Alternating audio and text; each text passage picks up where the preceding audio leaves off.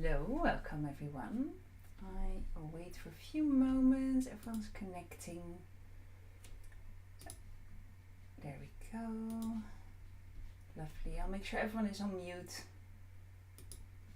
So, there we go. There's a few more people entering the meeting. Lovely. So, and I will start my recording as well. Lovely. Great. Welcome everyone. Thank you so much for joining in today. So, there we go. I'll quickly share my welcome message another time. So,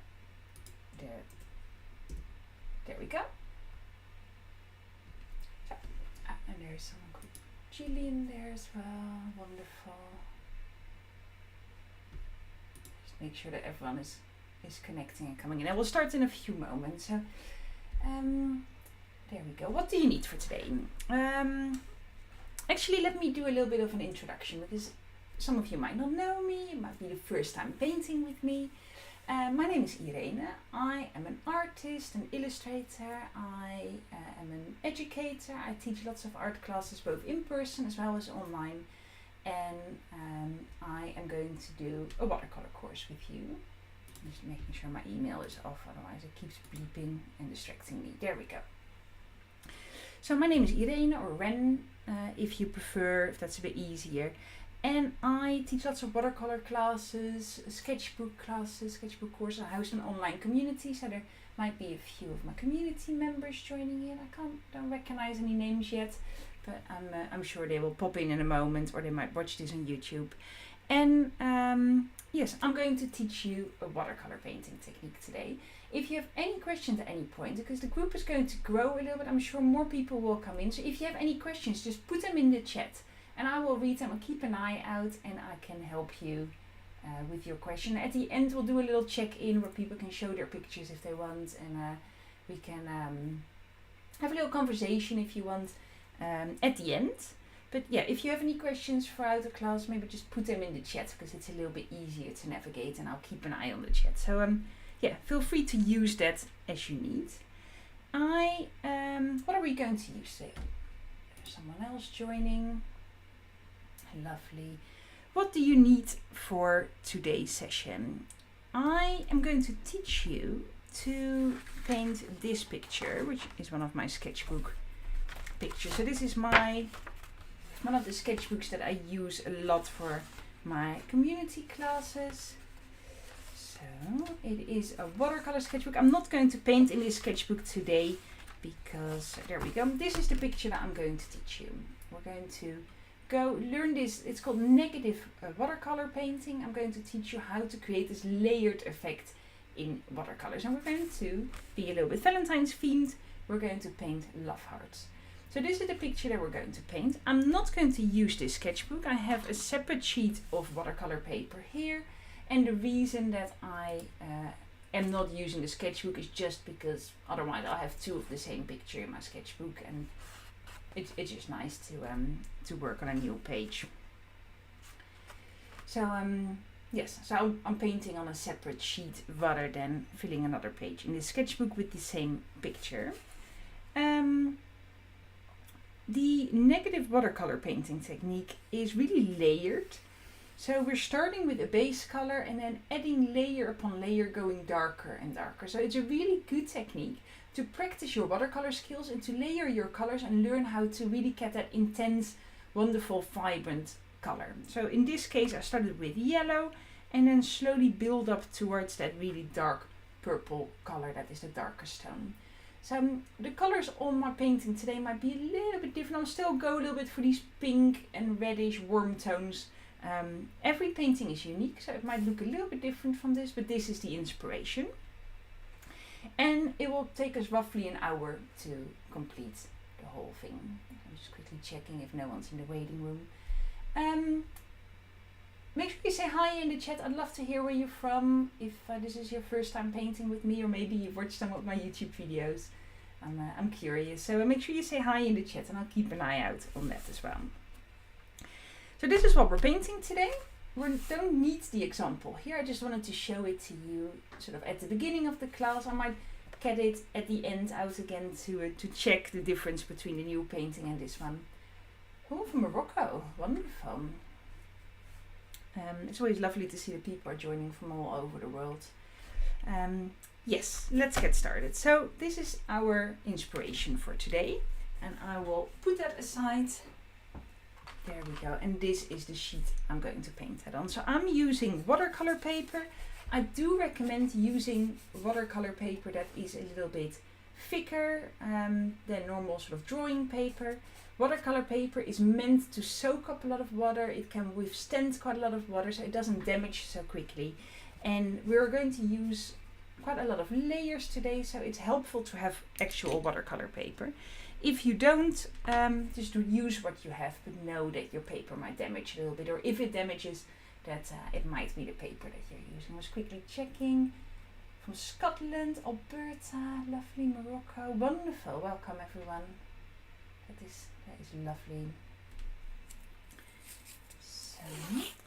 So I am just taping my paper to the table today. So again, that's optional. You don't need to do that. I just like it to be a little bit more in one place for today. I quite often tape my paper to a board as well rather than to the table. I've got a few wooden boards that I use. So, and there we go. So that is optional. You don't need to tape your paper, but it is quite nice. I like the effect, and I think the tape just looks super cute. So there we go, just checking no one's in the waiting room. Other than paper, what else do you need? So we have watercolor paper. We of course need watercolor paint. So I have this paint palette. This is a Daler Brownie set of watercolors. Also there is some Winsor Newton colors in here. I tend to refill my colors myself. So if I run out of a color, I just buy a little tube and refill it. And I have this little paint palette.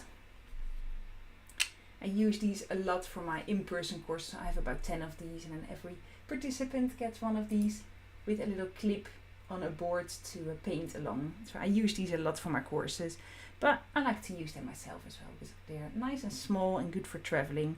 But the reason I got this out today is because it has some really nice vibrant colors. So I have some really fluorescent pink and orange and yellow in here that I might add for a little bit of extra color splashes to my painting. You don't need neon or fluorescent colors, but I thought I might as well, so I have those ready. I have an extra paint palette here. I used it this morning, so there is a few colors on there already. But you can also use the palette side tray of your paints. If you use paint in tubes or gouache, that's absolutely fine. If you use gouache, just water it down a little bit more, and you can absolutely use that as well. So I also have a pot of water here, a cup of tea on the other side, because if they're close together I might put my paintbrush in the wrong one. And you might have seen that I have a little hairdryer here. I use this hairdryer a lot to quickly dry between layers. You can buy special heat guns to do the same, but I like to use a hairdryer because I have it already. Why buy something new if you already have a tool that you can use? So I will use that in between layers to dry my picture. That is optional, but if you don't have a hairdryer, sometimes you have to wait quite a long time before you can paint another layer. So it really significantly speeds up the process. So it's quite a handy thing to have at hand when you're painting, a heat gun or a hairdryer, a phone, to really speed up the process. It makes a huge difference. So it's a good tip to to have that at hand. And of course I have some sketch pencils as well. Oh, and last but not least, brushes. So I have a whole cup full of different brushes here. One is enough, but I just have them here ready to be used. So there we go. If there's any questions about materials, pop them in the chat. I will do my best to answer them, and we'll slowly get started. So, quick sip of tea. Oh, from Texas. I always have quite a lot of people from the States joining my classes. Yeah, it's lovely to see people from all over the world. Wonderful. One last tip before you start painting. If you use dried paints in pens, it always helps to make your paint a little bit wet first, so it can activate the paint. So I always have a little spray bottle with water, and what I do is just give a little spritz. I already did this earlier, so my paint should be nice and watery and juicy. Adding a little bit of water to your paints activates the paint, and it really helps you create nice and vibrant colors. So it really helps creating those colorful, intense looks of watercolor that you're going for. If you use your paint dry, the color is going to be much more lighter and much softer. So I always recommend watering your paint a little bit, then letting it set for 30 seconds or so, and then it should be ready to paint with. So there we go. I will use quite a dark pencil. This is a 6B. It's a very dark pencil, but genuinely I recommend a harder pencil with watercolors. The reason I use this dark pencil is because it is easier for you to see on camera. It might smudge a little bit, so it's easy. Like, I recommend using a harder pencil, HB or harder, rather than a really soft pencil, but this is a bit easier to see. So there we go. Everyone ready to get started? No questions? I'm just quickly checking the chat. Yep, no bringing questions. Let's get started. There we go. And I will tell you a bit more about myself. I'm very chatty, so I tend to talk about the painting process, about what we're doing, about myself throughout the class. So there we go. I'm going to start with a few sketches of love hearts. And these are going to be the ones that are all the way in the front of our drawings, the lightest ones. If you find it really hard to draw a love heart, there's a little trick. If you have a toilet roll or a kitchen roll, you can fold this over, so it's round. You can fold it over a little bit and create a love heart, and then you can use that to create shape. So if you're painting along with kids, or if you have kids in your life and you would like to draw some love hearts for them and they find it hard to sketch, you can use this. Just a little fun trick. So there we go. See, I'll add a little bit of paint to that. This paint wasn't quite activated yet, but so see, there we go. And then there we go. It's a bit light, but you get the idea. We can use that to create love hearts. So that's a little tip. I'm not going to use more of these, but it's a fun little trick for those of you who would like to practice drawing the hearts. I'll make that a little bit darker as well. So there we go. A little bit too light to see, but see, it creates a really lovely love heart shape for the crafters among us. So I am just going to draw my hearts free style, just by hand. So there's going to be one here. These are going to be the lightest ones, the ones that are really at the front of my painting. So I want some different sizes. So there we go. Maybe one here.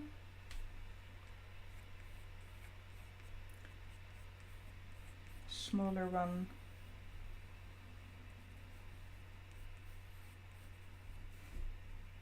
So maybe another larger one here.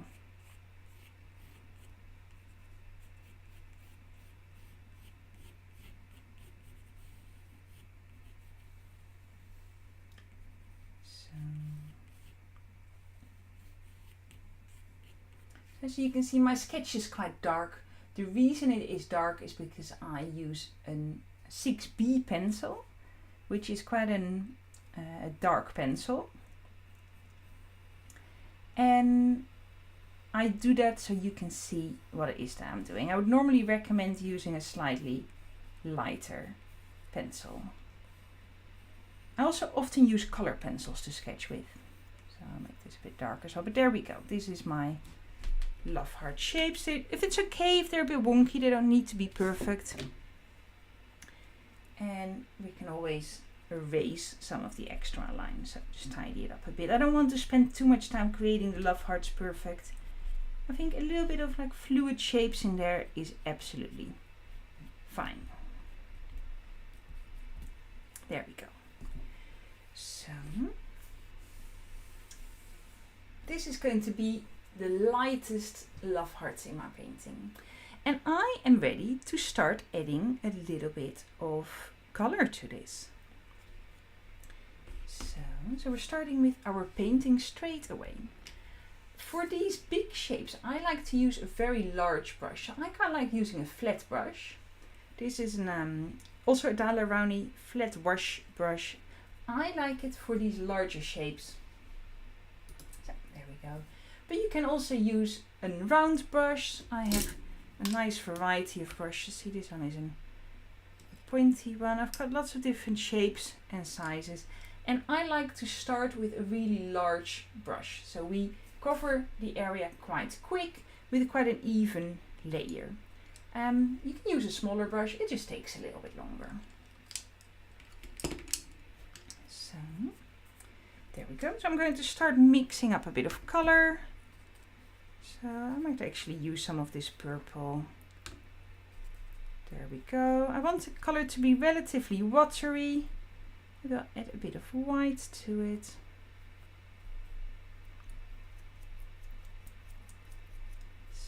I want the colors to be quite watery and a little bit light color.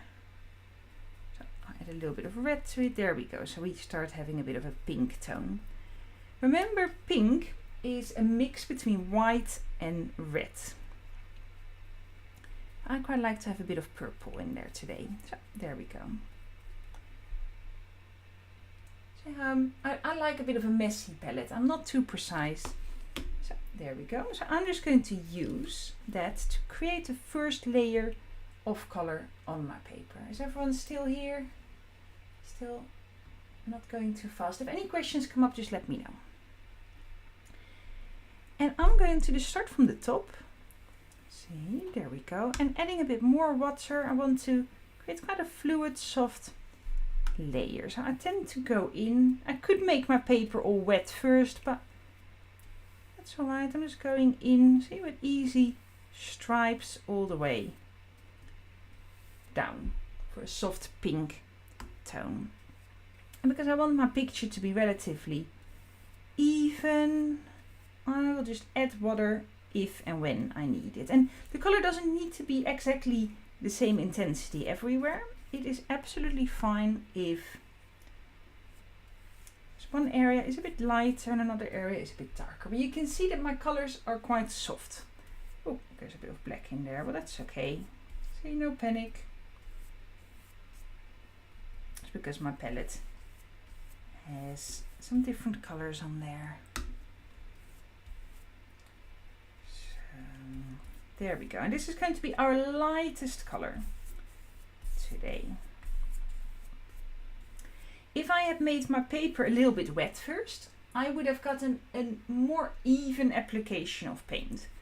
But I'm okay with there being some streaks in there. I quite like that effect, so I want to keep this quite light-hearted, like not light in color also, but light-hearted, not too much pressure. We're letting go of perfectionism and we're just having a play with these colors. So there we go. So far, really easy. This is a very easy to follow painting. You can't go wrong. It is going to look fantastic at the end. So there we go. And I might add a little bit of a different color. So I'm just taking this brush. I have a little bit of neon yellow here.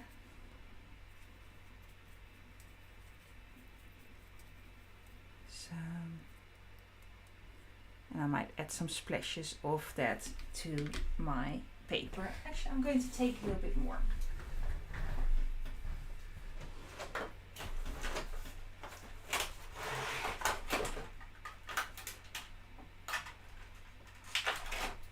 like the idea of there being some different colors in there. So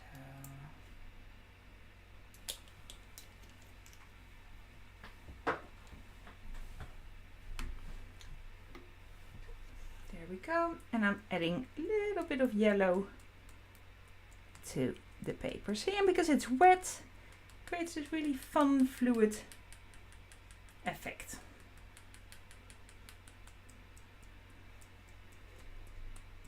So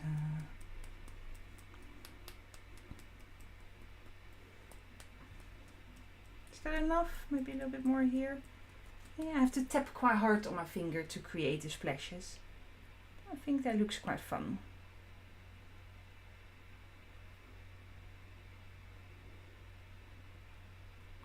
So, there we go. First layer is done. Everyone still doing all right? I think so.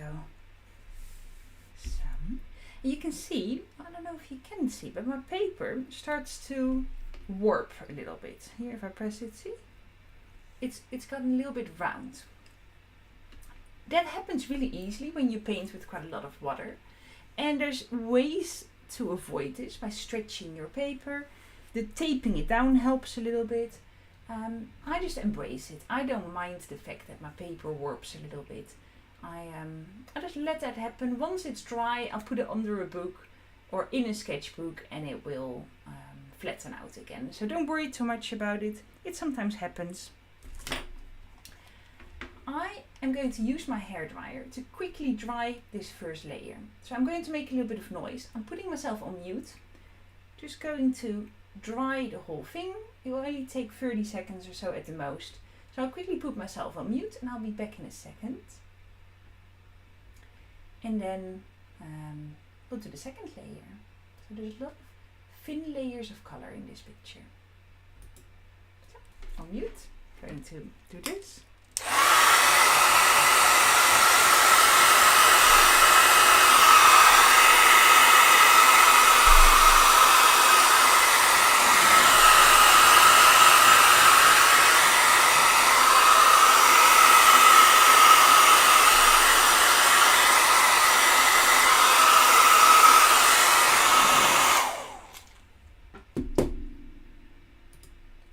There we go. I just gave it a quick dry. It doesn't have to be perfectly dry. Just dry enough to paint over. So that's what I'm going to do. So you can see I can touch it. It's sort of dry to the touch. Maybe not completely dry for the whole paper, but dry enough to start painting our second layer. So I am going to mix up a little bit more purple pink. I think I want to include some of these really vibrant pink colors. There we go. I might actually see it's a very bright and vibrant color. So there we go. We're going for vibrancy today.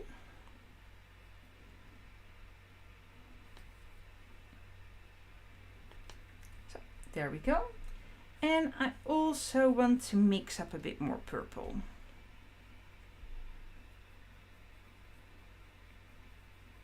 So there we go. So with these two colors, I'm going to paint the background.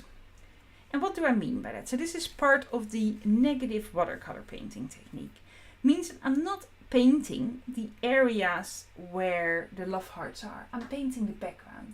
So every layer is going to be a little bit darker. So the lightest colors we already have, these light hearts are going to stay this light color, and every color underneath is going to be darker. And you will see that it slowly will start coming together. So I'm going to use this slightly darker color to paint around the love heart. So I'm sort of trying to not let my hand cover the picture. See, there we go. And it's a really great way to practice your watercolor techniques. So I'm sort of trying to do it without blocking the view. So I'm trying to do it without blocking the view. I'm just want that second layer to be a little bit darker than that first. And because it's 2 layers, that will automatically happen. So you can do this in any color that you want. I'm using pinks and purples and yellows, but this technique can be used in any color and also for other subjects. So I did a similar picture for St. Patrick's Day last year with clovers. You can, or shamrocks, or depends on where you are, how you call them. I did you can do this for trees, for underwater scenes, all sorts of things, and you create that really layered effect. So it's a really wonderful way to add some extra layers to your picture and to create depth. And there we go, around here. I'm still using quite a large brush. I prefer working with a large brush than a smaller brush. So, and if you notice your paint is a little bit too dry, add a little bit of water. The more water you use, the more fluid your picture is going to be, the more loose, and the drier your paint is going to be, the more streaks you get, or the more and the more precise you can paint as well.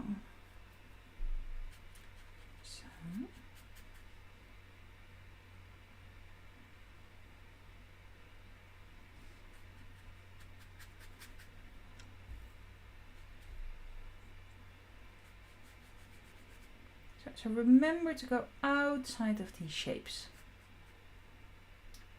From Canada, hi! Hi Susan, lovely to meet you here, all the way from Canada. So, I am based in the UK, so I'm assuming most of you know that. I'm based in the UK. I live in a relatively small town close to Cambridge. So I live in an old cottage. It's very sort of Harry Potter-esque around here.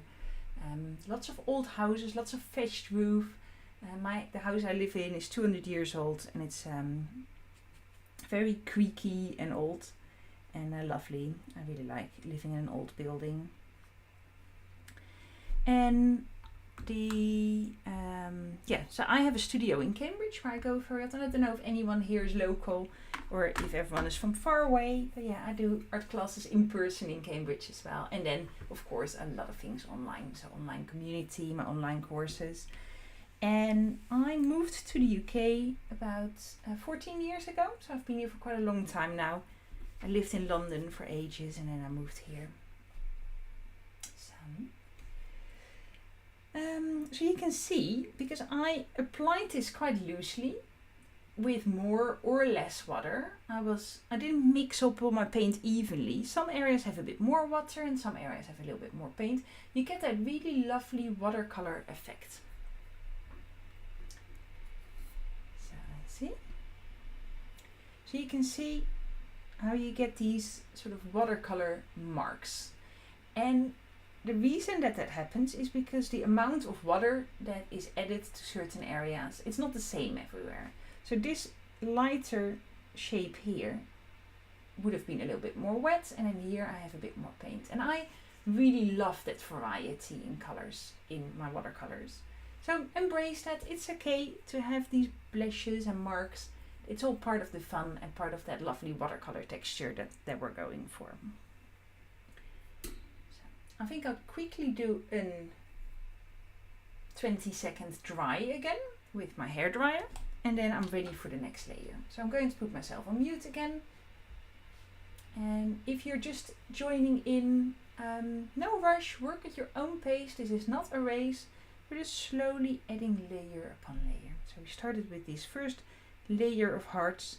First the whole paint, the whole picture, and now just that layer outside of the hearts. And we're slowly moving on to our next layer. We might do 5 or 6 layers in total.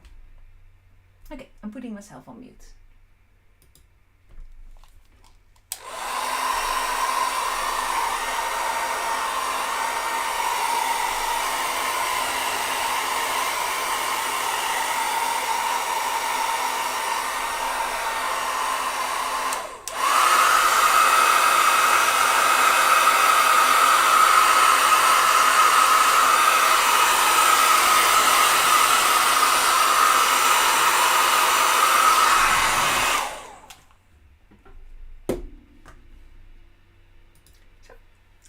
go.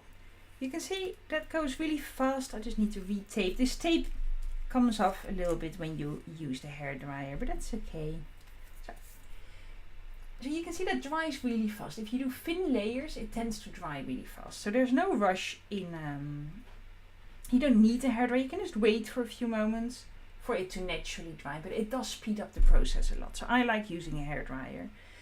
But yeah, you don't need one. This is all extra things that make your life a little bit easier. Is everyone doing all right? Just quickly checking. No questions. Lovely. Is everyone painting along or just watching and enjoying? You know, sometimes people just like to watch.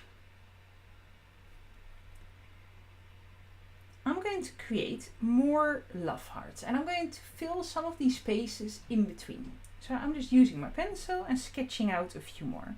And because this is dry, I can sketch over it. So again, I want some different shapes. So, okay, there we go. Can you see that? Yeah, I'll make it a little bit darker. So again, not going, you don't have to be too precise. If your love hearts are a little bit wonky, that's fine. This is going to make a great card for someone if you still want to send out a Valentine's card today. So you can fold it in half and then right in the middle, or you can cut it out and put it on top of some paper.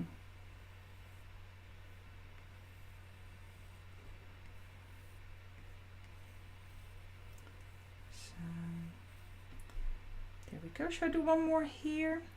So at some point, when you run out of space, your love hearts will start to overlap. See, so this one, I'll do that a little bit already, goes a little bit behind that one. All the other ones are sort of independent. But the more space you start to use up, the less space you have to paint in love hearts. So at some point you're going to run out of space, but we're okay for now. So I did 1, 2, 3, 4, 5, 6 more. There we go, pencil down. And I'm going to add the next layer of color. So it's very repetitive. Every layer is sort of similar. We sketch out love hearts and then we add in a layer of watercolors. And I'm now going to paint the area in between all the love hearts. So I'm ignoring these original ones and I'm also going to ignore the new ones. So the area that we're painting is going to get smaller and smaller. I hope it all makes sense. I know sometimes it goes a little bit wrong where you accidentally paint the wrong part of your picture. Don't worry, it happens. Yeah, don't worry too much about it. But we're just going to try and stick with the areas in between. So again, mixing some paint. I might add a bit of red in this time, changing the tone a bit. So see, a bit of red, a bit of purple. So see, it's like a nice warm color. So, there we go. And I'm going to add that in between. So I'm starting here again. So, see, around this one again. Some of these areas are going to have quite a lot of layers. So there we go. And then around this one. See how every layer makes the color a little bit darker. See what I mean? So I wonder how many people are watching this on YouTube. I can't check if anyone is watching this on YouTube at the moment. I know I'm streaming this live. If anyone is watching it, also if you're as a participant on Zoom, don't worry, your details will not be shared on YouTube. It's just my screen. But yeah, if anyone is watching this on YouTube, if you have any questions, feel free to pop them in the comments and then I will check at the end and then try and answer them, because I can't check everything at the same time. But if you have any questions, feel free to ask away and I will help where I can. So at the end. There we go. So I'm just going around, and can you see how this one is lightest, this one gets a little bit darker, this color is a bit darker, so every layer we do gets a little bit darker. I hope it all makes sense. So make sure you use enough water. You want the fluidity of your paint to be, say, a bit like ink. We don't want like honey, that's very thick. We don't want like water, which is very thin, but something a bit in between, like milk, or see what I mean? Sometimes people compare the consistency of paint to milk or cream or butter or honey, like to things that are a bit fluid with different thicknesses. So you have to find the right amount of paint in your mix. So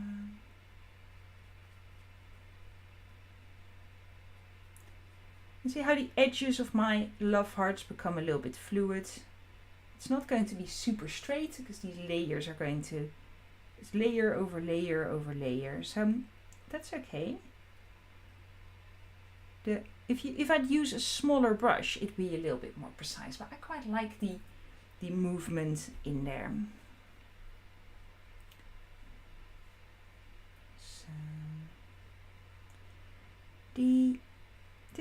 this is clearly a watercolor session. In my community, we paint in different techniques and different materials every week. So yesterday we did a session on oil pastel crayons. They're really fun. They're a bit of a mix between painting and drawing. Next week we're working on color pencils, and then we're doing watercolor painting again. So we're really exploring different art materials. And then something that I'm really busy with at the moment is my Fill Your First Sketchbook in 30-day course. So I already shared the link to it in the beginning. It'd be really lovely if some of you want to join in. It'd be lovely to see you there. It's going to be a 30-day course with lots of videos for people to watch in their own time, and also Zoom live sessions, so a bit of a mix of both. And the people who join the course will learn how to fill a full sketchbook all the way from the start, from the first page till the last. So at the end you'll have 34 pages done, and it's such a wonderful feeling to fill a sketchbook. I used to paint a lot on loose papers, but nowadays I almost only paint in sketchbooks. This is a bit of an exemption here. Yeah, I paint a lot in sketchbook. It's really lovely to have all your work together in one place, where you can see your progress, and you can see what you've learned, and you can see like the journey you went on, or the places where you visited, that you painted, things like that. I want to add a little bit more color in here. So it's still wet. As long as your paint is still wet, you can mix in different colors. So I'm just adding in a bit of pink here and there. So I'm just using the wet paint on top of wet to add a little bit of bright pinks. And this is a very bright pink. This is very neon, but I think it will look lovely on top. So you can see where the paint is wet, it sort of blurs out. Here it's dried already a little bit. That's okay. Where the paint is dry, the paint stays in one place a bit more. So this is a really lovely practice of what happens when the paint is wet, what happens when the paint is dry, how it's a bit like science, isn't it? How does it interact with each other? And the more experience you have in painting, the easier it is to judge how these colors are interacting. So, how's everyone getting on? I'm just checking. Remember, if you have any questions, please let me know. And take your time. So we now have 1, 2, 3 layers of paint. Do you agree with that? So we don't use any of the white of the paper.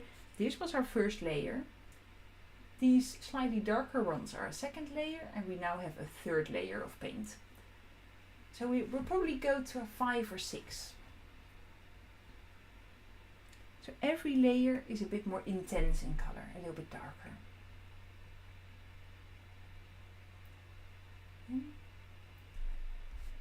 Just quickly checking if the stream is all going well. Yeah, seems so. Lovely jubbly. Alright, drying time again. So, using the hairdryer, colors really nicely with my painting. I'll put myself on mute again. 20 seconds is probably enough to dry it. Well, thank you, Gillian. That's really lovely to hear. Yeah, feel free to experiment. You can play. You can't really go wrong with a painting like this. Even if you accidentally paint over an area that you were, meant to keep light, that's fine. Don't worry about it. And also, so before I do my drying, you can always, this one is a bit dirty already, you can always take a bit of kitchen roll. So I always have some kitchen roll at hand that I use for painting. You can always take a bit of kitchen roll and just soak up. There we go. See, I can just add in an extra love heart just by soaking up the paint. As long as your paint is still wet, you can remove it. You just need to put quite a lot of pressure on. So really press down quite hard, like really with a bit of force. You can do that, see, and then take some of the paint away. So I might even go make that edge a little bit darker with my pencil. See, there we go. And I've just added in an extra love heart. So there, you really don't have to worry about making mistakes. Absolutely not. You can always soak up the paint a little bit, or just make a darker picture, a darker heart, and then do a lighter one the next time. Do another one even darker next to it. Okay, I'm going to give this a quick try.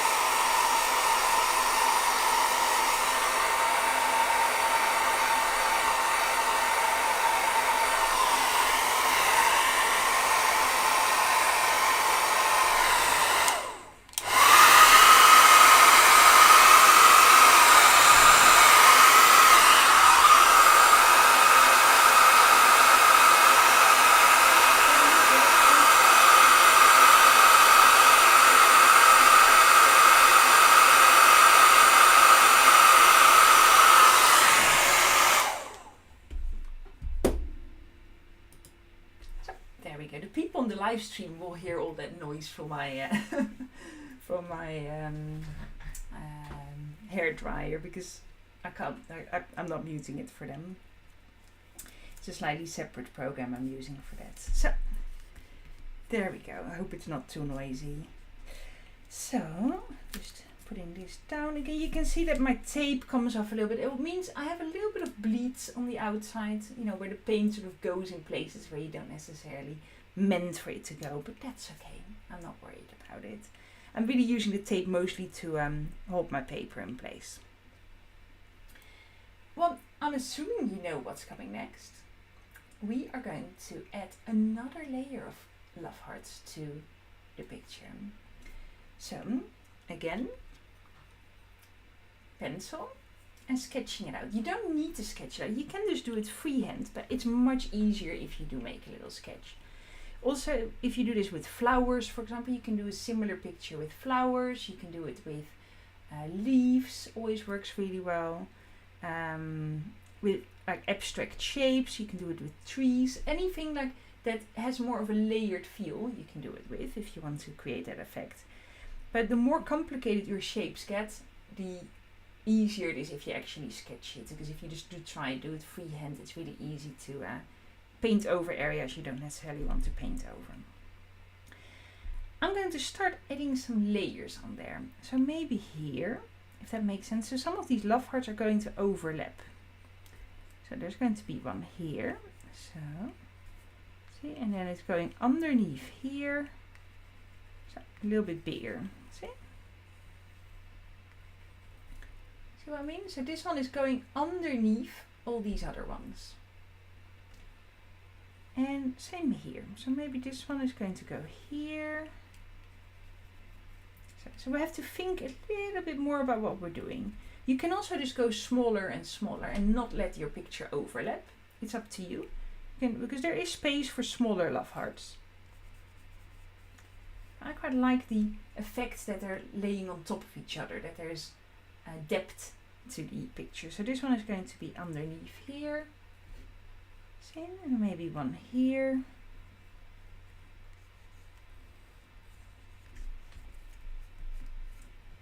With this one sort of going here. I'm trying not to draw through the layers over it. You can do it and erase it later, but I prefer to just imagine that line for a little bit and then carry on.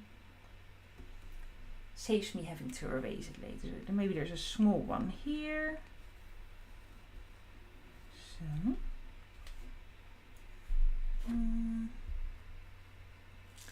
Maybe a larger one here. So.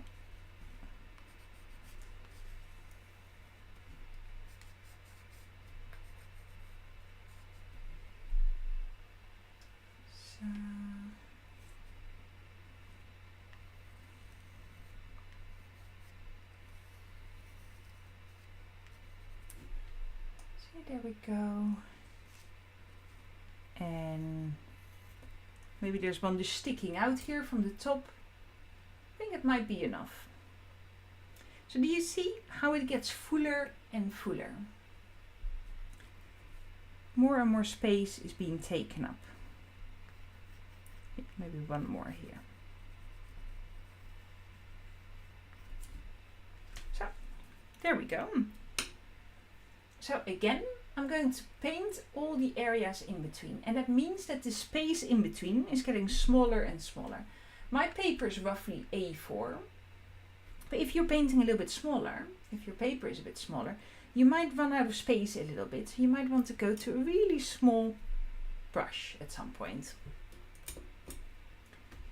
I can still use my larger brush because it has quite a fine tip, as you can see, and I can still go in between. But yes, at some point I'm going to run out of space a little bit, so I'm very well aware of it. It's also getting really dark here all of a sudden. The sun outside is gone and suddenly it gets really dark here in the office. I don't think you can tell because I have lots of lights on my face and on the paper, but yeah, it's definitely sort of evening starting. Right, let's mix up some color, and I am going to make my color a little bit darker. So I have this purple, I'm staying with the same tone, so purple.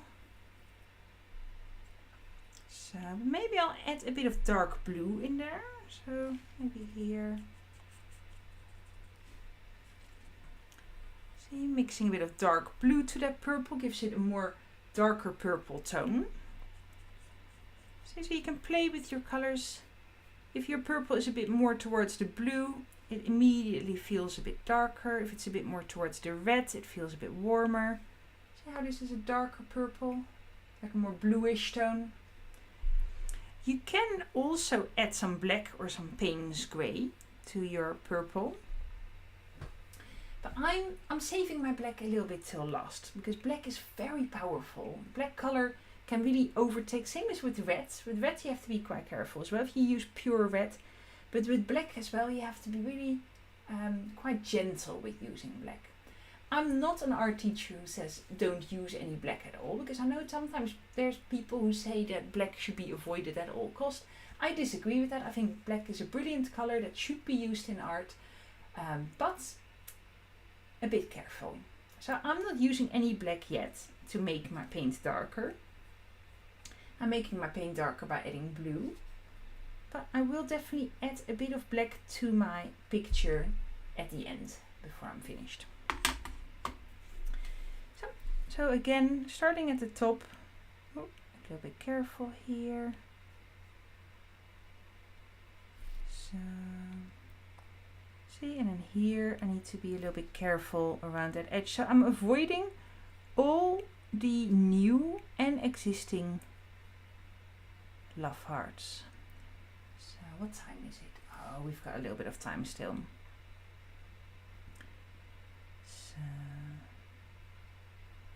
I don't mind if we run over a little bit, but I know people might have other things to do or work to get there. I know if you are joining in from the US or from Canada, it is morning where you are now. Here it's evening, so it'll be 5 o'clock-ish by the time I finish. And I'm going to start thinking about my evening. So, but you might be doing this with your morning coffee, which is a lovely exercise to start the day with. See that this blue is a bit of a different tone and it feels much darker than the other colors. So there we go. You can add not indefinite amount of layers, but you can add as many or as few layers as you want. So this is bleeding a little bit, that's okay. It's probably because my paper was still a little bit wet underneath. If your paper is still wet, it is much harder to add the layers precise. So that's why I use the hairdryer. It makes a huge difference adding a quick layer of to dry the layers. Any watercolors. I do a lot of watercolor portraits at the moment as well. I'm thinking of making a course out of that at some point, but I have a lot of other things on, so this is more for my own personal practice at the moment. But yeah, drying your layers in between makes your life so much easier. I think a lot of people who are new to watercolors make the mistake of not letting their picture dry enough, and then it becomes quite hard to add any details or anything precise. Whilst if you let your layers dry, it gives you much more freedom to add things to it. There we go. I might need to mix a little bit more paint so that it's sort of going here in the corner.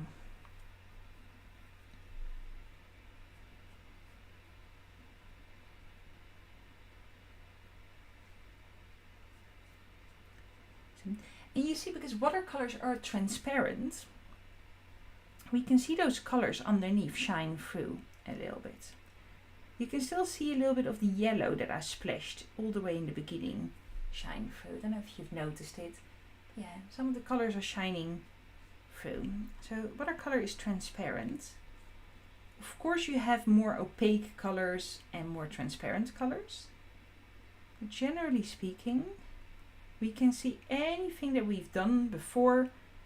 We can see there, so there's no hiding. Everything that you've done, every line that you drew or splash that you add will shine through the layers above.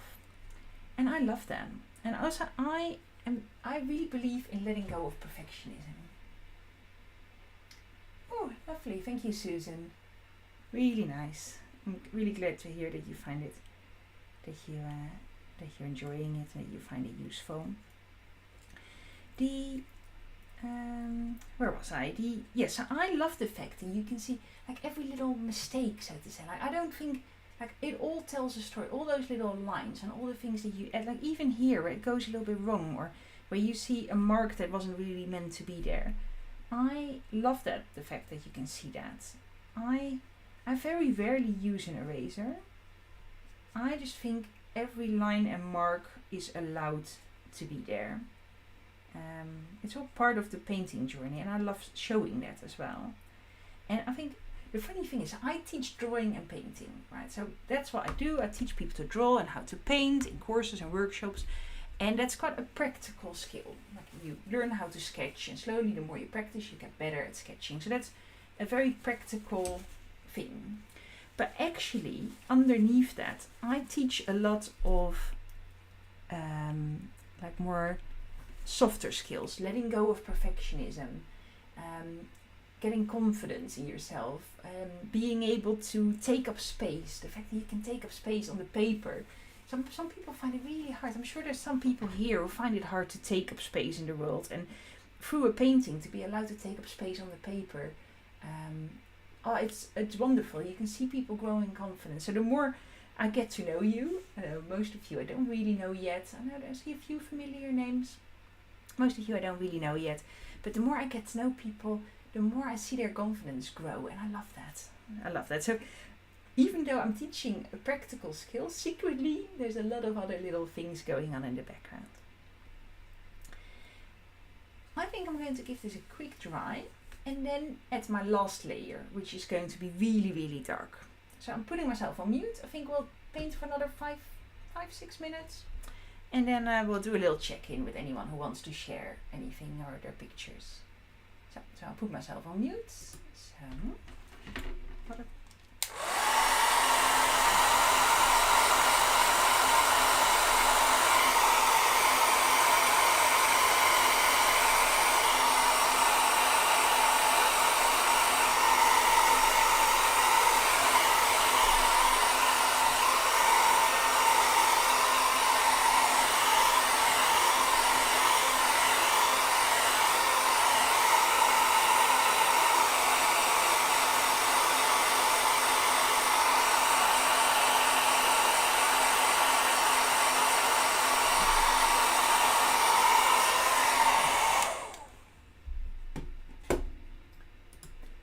There we go.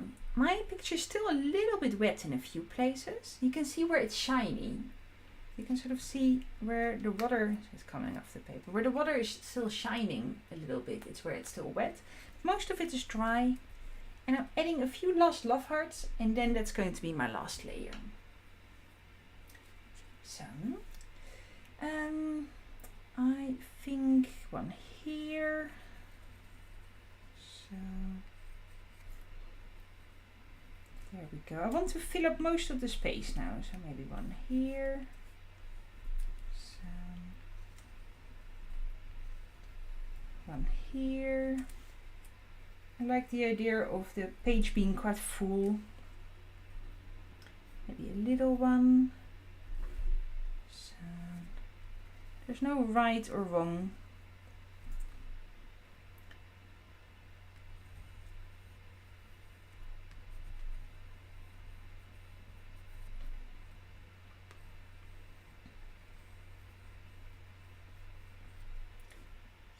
So it's a bit harder to see my pencil now because the color is darker, but you get the gist. So just filling up the space with little love hearts.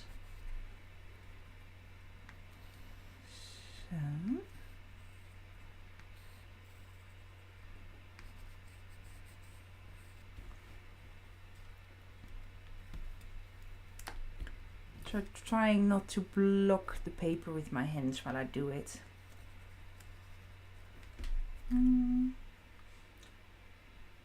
Maybe one more here. I think that might be enough. So, and then this is going to be the last layer. So, for that last layer of paint, I want the color to be really dark, like really quite significantly darker than the rest. Just quickly grab our reference. So this one, actually, I think the color I've done now is probably the darkest color on this paper. I'm going a little bit darker this time.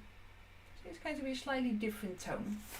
So I am going to mix up some of this purple, but I'm going to add either a bit of black or a bit of Payne's grey in. So there we go, so some water.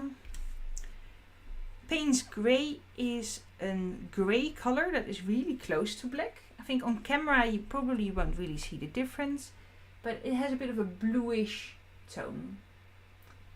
So it's a really dark grey color that has a bit of a bluish undertone. I really like using it, but you can also use black. It's a very similar tone. So maybe I'll add a little bit more blue to that. I want to go for really lovely dark color. So, and also you can see my paint is a bit thicker. If I go through it with my brush, I don't want it to be quite as wet as the color that I used before. Slightly smaller brush, still quite a large brush, but a little bit smaller. So, and I'm just going to add that. to the last layer. So there's not that much space left now. So, and this is optional. You don't have to go this dark. You can see in my example picture it stayed a little bit lighter than this.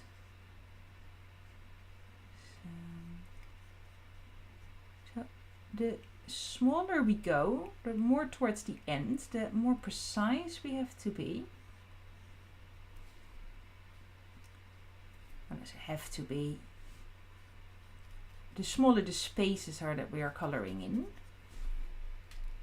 So it naturally becomes a little bit more fine and a bit more precise. So.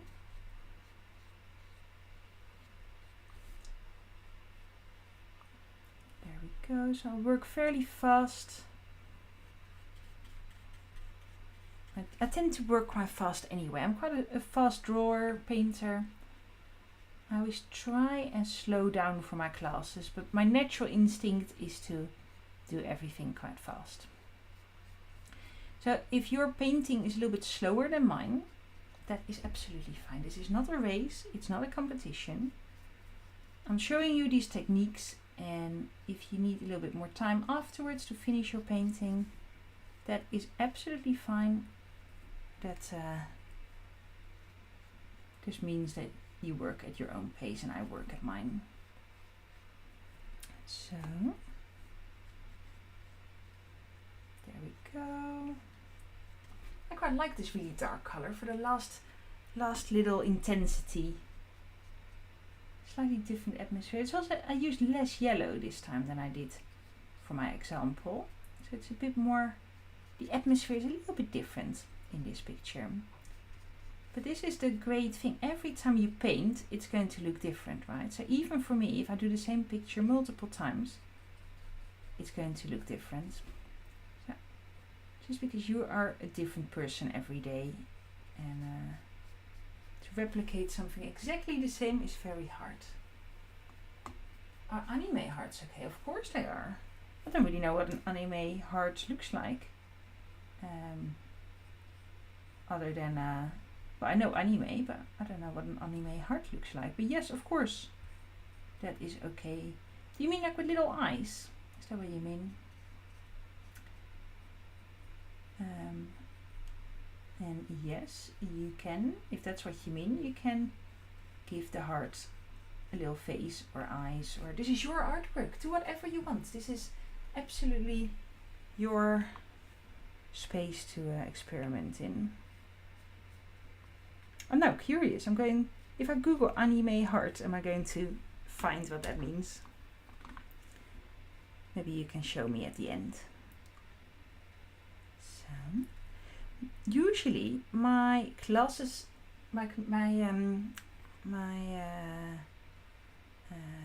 community sessions on Zoom, so every Thursday evening, well, my time evening, I do a Zoom class. They're usually a little bit more interactive than this. But I felt because everyone here is new and you don't know me yet, and I know sometimes people are a little bit shy, it is okay for everyone to be quiet, and I thought everyone is on mute. Yeah, normally we, if someone has a question, most of the time people feel comfortable to unmute themselves and just ask away. And that is absolutely fine. But yeah, as you can see, I keep an eye on the chat as well. So we're almost finished. Last few bits here. So maybe a little bit more black. So there we go. So, and around here. So I find this very relaxing, making patterns like this. I find it very calming and relaxing to do things that are a little bit abstract and playful, and where I can just, I don't have to think too much about what I'm doing. You know, sometimes when you create a picture, you really have to think about everything you're adding in the picture and how it works together and the proportions and all these things. But when I do something like this, I can just let my mind wander a bit. Even though I'm teaching and I'm talking to you, I still find it very relaxing. Yes, Gillian, I understand. It's good to be doing. Just letting yourself be in that creative flow rather than chatty. I just mean, like, normally if people have a question, they can just ask them. So usually we start a little bit chatty and then slowly everyone gets really calm and then in the flow, and then we have a little check-in at the end to make sure everyone is okay. So we'll do the same today, a little check-in if anyone does want to say anything. There we go. I think here, I missed one piece. One little corner here. Definitely a bit darker today, the picture. So, there we go. So I'm going to put my brush down. There is one thing that you can do, which is optional, and that is add a little bit of shadow to the love hearts that are underneath another one. And that's optional, so you don't need to do that. But what I mean by that is that, for example, this one here, this light one, would cast a little bit of shadow onto this one underneath. So we can take a little bit of shadow color, so a little bit more watery, and just add a bit of a line of shadow here. See what I mean? And that raises that love heart on top a little bit. And the same here. So we can just add little shadows. And that is a bit of a style choice. So you might like that, or you might think, well, actually, I don't really like that. I'll leave that out. So that's completely optional and up to you. But it gives a little bit more of a three-dimensional vibe. So there we go. Maybe a bit here as well.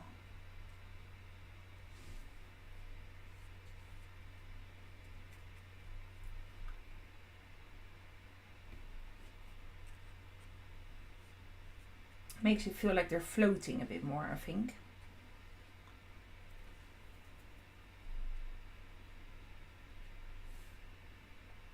So, is that enough? Shall we do one here? So, there we go. I am going to put my brush down and then let this dry naturally. And because my tape is coming off already, I'm just going to take that off. So, because see, it's sort of loose already. I can do that very easily, and then you can see a really lovely white edge. It's a little bit of bleeding here. So, and a bit of bleeding there. So there we go, but that's okay. Putting that in the bin. So there we go, picture finished. I overrun a little bit, but I think most of you are still here.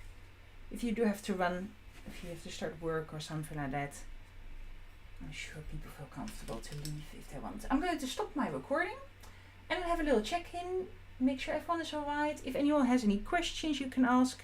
If you want to show me what you've made, you can do so. You don't have to. This is totally optional, so if you just want to leave quietly, that's absolutely fine. And yes, I'll send everyone a little email, because I know most of you have signed up for Eventbrite. I'll send everyone a little thank you email tomorrow or so. Yeah, to have a last little check-in, and then that's sort of it. So I'm going to stop my recording. All done, and I'm going to stop my stream as well. If anyone from the stream has any questions, just make sure you comment on the video, and then I will read